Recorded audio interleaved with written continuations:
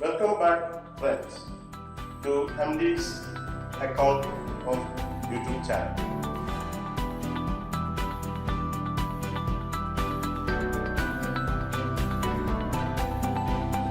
Further to the yesterday's discussion, today we are going to discuss some more details which will be useful for further information.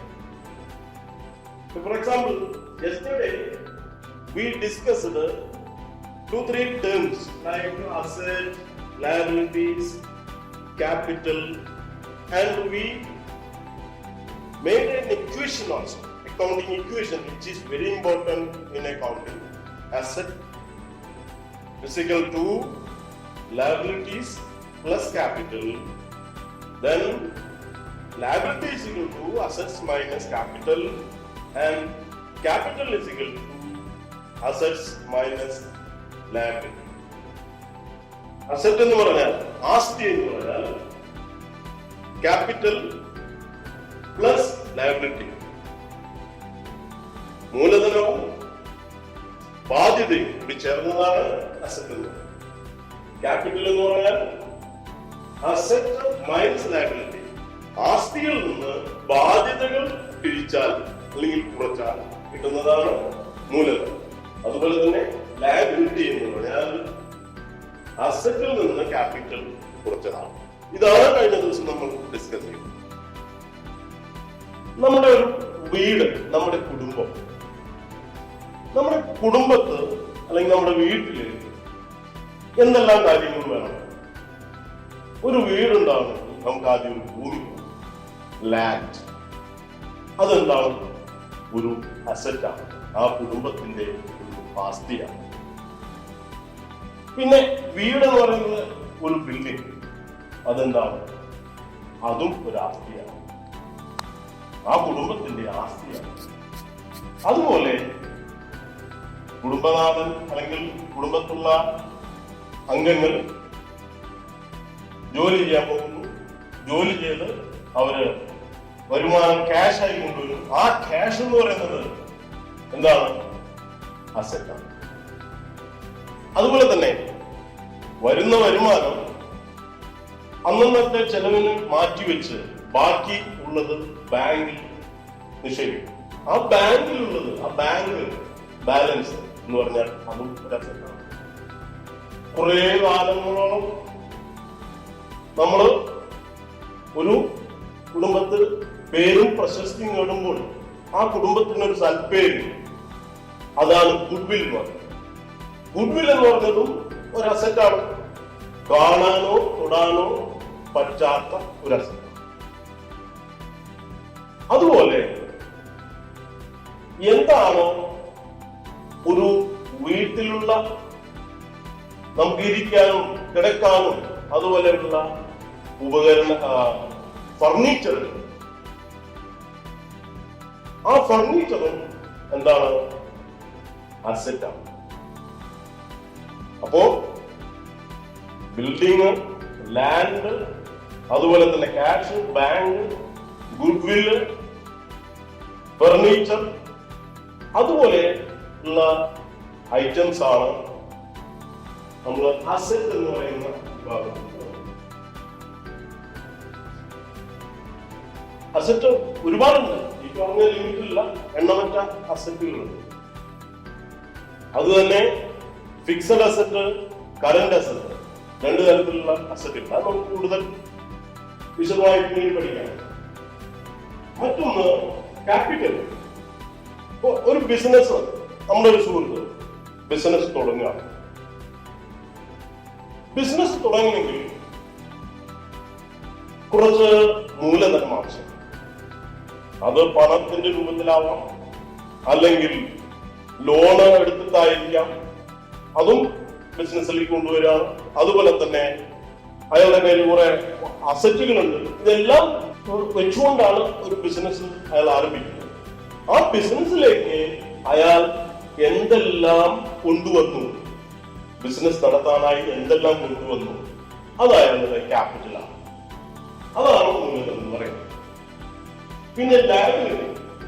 Liability എന്ന് പറഞ്ഞാൽ അതായത് ബാധ്യത. നമുക്കൊരു വാഹനം വാങ്ങണം എന്ന് കരുതി, അല്ലെങ്കിൽ നമ്മളൊരു വ്യാപാരം തുടങ്ങണം എന്ന് കരുതി, നമ്മുടെ കയ്യിൽ അതിനു മാത്രം ഫണ്ട് അഥവാ ക്യാഷ് ഇല്ല. അപ്പൊ നമ്മൾ എന്ത് ചെയ്യും? സ്വാഭാവികമായും ബാങ്കിനെയോ അല്ലെങ്കിൽ അതുപോലെയുള്ള പണമിടപാട് സ്ഥാപനങ്ങളെയോ സമീപിക്കും. അങ്ങനെ അവരെ സമീപിച്ച് നമ്മൾ അവരിൽ നിന്നും ലോൺ എടുക്കും, കടമെടുക്കും, വാഹനം വാങ്ങും, ബൈക്ക് വാങ്ങും, അല്ലെങ്കിൽ കാർ വാങ്ങും, അല്ലെങ്കിൽ ബസ് വാങ്ങാം, ഓട്ടോറിക്ഷ വാങ്ങാം, ട്രാക്ടർ വാങ്ങാം, ഒക്കെ നമ്മൾ ലോൺ എടുക്കും, കടമെടുക്കും. അതെല്ലാം എന്താണ്? ബാധ്യതയാണ്. നമ്മളെ സംബന്ധിച്ചിടത്തോളം അത് അടച്ചു തീർക്കേണ്ടതാണ്, ബാധ്യതയാണ്. അതുപോലെ മറ്റൊന്ന്, നമ്മുടെ ഒരു സുഹൃത്ത് ഒരു ബുക്ക് ഷോപ്പ് നടത്തുന്ന വ്യക്തിയാണ്. എനിക്ക് കുറച്ച് ബുക്സ് അർജന്റായി വേണം. എന്റെ കയ്യിൽ റൊക്കം ക്യാഷ്. ഞാൻ എന്ത് ചെയ്യും? സ്വാഭാവികമായും എന്റെ സുഹൃത്താണ്, മാത്രമല്ല കുറെ കാലത്തെ ഇടപാട് ബന്ധമുണ്ട്.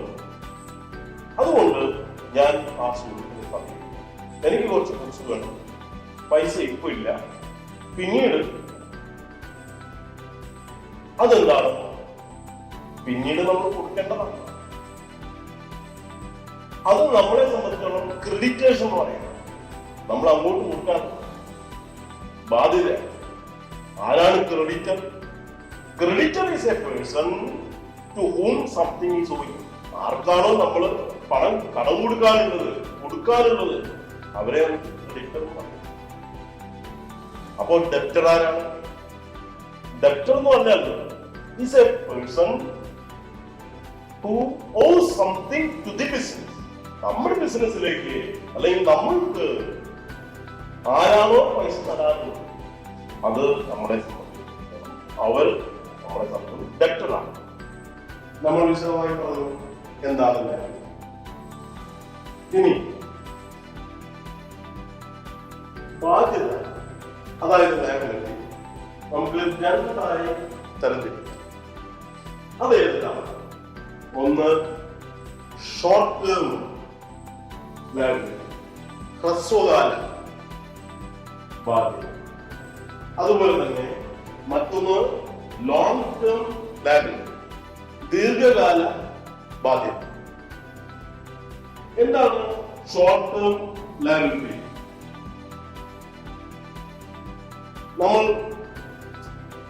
ഒരു വർഷം അല്ലെങ്കിൽ ചുരുങ്ങിയ കാലയളവിനുള്ളിൽ അടച്ചു തീർക്കേണ്ടതായ ബാധ്യത, അതിനെ നമുക്ക് ഷോർട്ട് ടേം ലോൺ എന്ന് പറയും. ഞാൻ നേരത്തെ പറഞ്ഞു, എന്റെ സുഹൃത്തിന്റെ ബുക്ക് ഷോപ്പിൽ നിന്ന് ഞാൻ കുറച്ച് പുസ്തകങ്ങൾ കടമായി വാങ്ങി. അത് ഒരുപാട് കാലത്തേക്ക് നീട്ടിവെക്കാൻ പറ്റും. എനിക്ക് അടുത്ത മാസം അല്ലെങ്കിൽ ഒരു വർഷത്തിനുള്ളിൽ കുറച്ച് ഫണ്ട് കിട്ടി, ഞാൻ അത് അടച്ച് തെറ്റി. അതെന്താണ്? Short term loan. Short term loan അതായത് ക്രെഡിറ്റേഴ്സ് എന്ന് പറയാം. അതെ, ആ സുഹൃത്ത് എന്നെ സംബന്ധിച്ചിടത്തോളം ക്രെഡിറ്ററാണ്. ആ ക്രെഡിറ്റേഴ്സിന്റെ ബാധ്യത നമ്മൾ ഷോർട്ട് ടേം ലോൺ എടുക്കണം. ലോങ് ടേം ലോൺ എന്ന് പറയുന്നത് ദീർഘകാലം. ഈ ഷോർട്ട് ടേം ലോണിന് ക്രെഡിറ്റേഴ്സ് മാത്രമല്ല, വേറെയുണ്ട് bank over draft, bank OD, bank over draft. അത് നമ്മുടെ ബാങ്കിൽ ബിസിനസിന്റെ ബാങ്ക് അക്കൗണ്ടുകൾ, പലതരത്തിലുള്ള അക്കൗണ്ടുകൾ. കറന്റ് അക്കൗണ്ടാണ് സാധാരണ ബിസിനസ്സുകാരന് റൺ ചെയ്യാൻ വേണ്ടി ബാങ്ക് സൗകര്യപ്പെടുത്തുന്നത്. കറന്റ് അക്കൗണ്ട് ഡെയിലി എത്ര ട്രാൻസാക്ഷൻസ് വേണമെങ്കിൽ ചെയ്യാം, അതുപോലെ തന്നെ നിരന്തരം ട്രാൻസാക്ഷൻസ് ചെയ്യാനും ഒക്കെ സാധിക്കുന്നതാണ് കറന്റ് അക്കൗണ്ട്. അങ്ങനെയുള്ള കറന്റ് അക്കൗണ്ടിൽ നിന്ന് ബിസിനസ് നിരന്തരമായ ഇടപാടുകൾ ചെയ്യുന്നത് കൊണ്ട് ആ ബിസിനസ്സുകാരനെ ബാങ്കിന് വലിയ വിശ്വാസമാണ്. അപ്പൊ ബാങ്കിൽ നല്ലൊരു ബന്ധം വരുമ്പോൾ, ദീർഘകാലത്തെ നല്ല തരത്തിലുള്ള ഇടപാടുകളുടെ ബന്ധം വരുമ്പോൾ തീർച്ചയായും അവർക്ക് ഓവർഡ്രാഫ്റ്റ് ഫെസിലിറ്റി, അതായത് ബാങ്കിലുള്ള ബാലൻസിനേക്കാൾ അധികം പൈസ ചില സന്ദർഭങ്ങളിൽ പിൻവലിക്കാനുള്ള സൗകര്യം ബാങ്ക് ചെയ്തു കൊടുക്കാം. ബിസിനസ് ബ്രാഞ്ച് അതിന് പലിശ ഈടാക്കും. പക്ഷെ അങ്ങനെയുള്ള ഒരു സൗകര്യം അതും ഈ ഷോർട്ട് ടേം ലോൺ എന്ന് പറയുന്ന വിഭാഗത്തിൽപ്പെട്ടു. Short term bank over bills pay,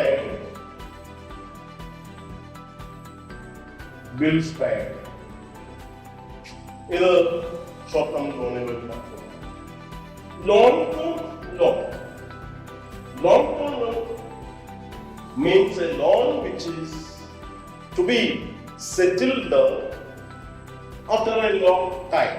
Say for example, more than 1 year. It may be 5 years, it may be 10 years, depends. So for example, നമ്മുടെ ഭൂമി പണയം വെച്ചു, ബാങ്കിൽ പണയം വെച്ചു 5 വർഷത്തേക്കുള്ള ലോണ്, ഒരു വ്യാപാര സ്ഥാപനം തുടങ്ങാനോ അല്ലെങ്കിൽ വീട് വയ്ക്കാനോ മറ്റെന്തെങ്കിലും കാര്യങ്ങൾ. അതെന്താണ് ലോങ് ടേം ലാൻഡ്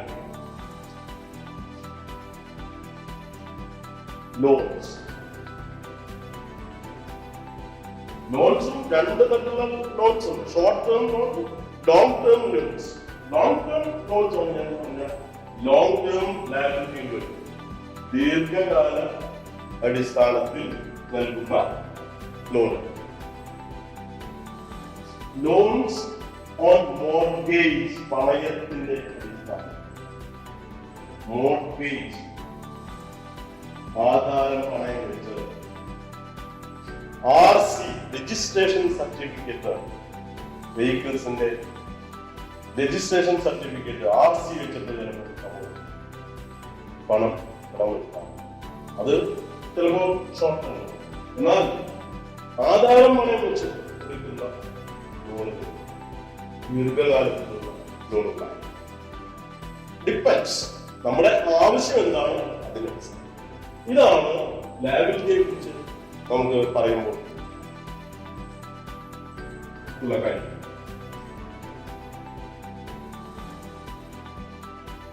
അതുപോലെ തന്നെ ലയബിലിറ്റിയെ പോലെ തന്നെ നമുക്ക് അസറ്റുകളെയും രണ്ടായി തരംതിരിക്കാം. അതേതാണ് ഫിക്സഡ് അസറ്റ്,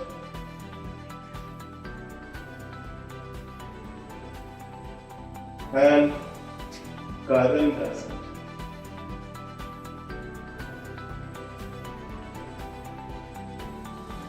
എന്താണ് ഫിക്സഡ് അസറ്റ്, എന്താണ് കറന്റ് അസറ്റ്?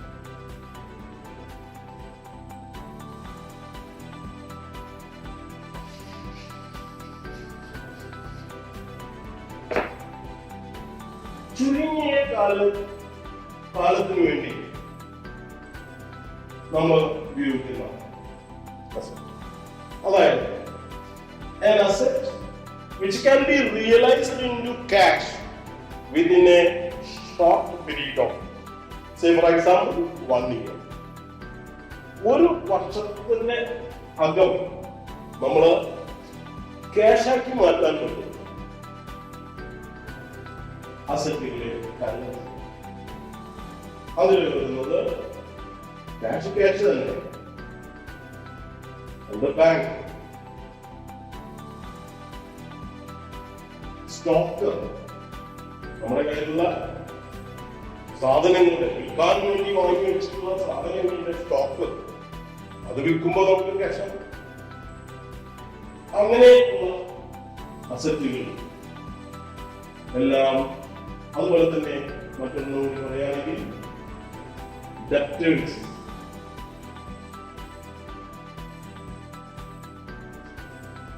നമുക്ക് കടം തരാനുണ്ട്.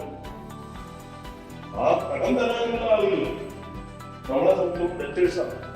ഇതെല്ലാം കറന്റ് അസറ്റ് വിഭാഗത്തിലുള്ളത്.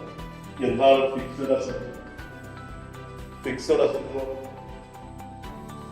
ദീർഘകാലം യൂസ് ചെയ്യാൻ വേണ്ടി, ദീർഘകാല ഉപയോഗത്തിന് വേണ്ടി ഉള്ള അസറ്റുകളാണ് ഫിക്സഡ് അസറ്റ്. പറയുകയാണെങ്കിൽ ലാൻഡ്, നമ്മളൊരു ഭൂമി വാങ്ങിയത് ഒരു സ്ഥാപനം തുടങ്ങാൻ വേണ്ടിയാണ്, വീട് അല്ലെങ്കിൽ വീട് വയ്ക്കാൻ വേണ്ടിയാണ് ഒരു ലാൻഡ് വാങ്ങിയത്. അത് ദീർഘകാലത്തേക്ക് വേണ്ടിയാണ്, ഒരു വർഷത്തേക്കല്ല, ദീർഘകാലത്തെ ഉപയോഗത്തിന്. അതുപോലെ തന്നെ ബിൽഡിംഗ്, നമ്മൾ ഒരു ബിൽഡിംഗ്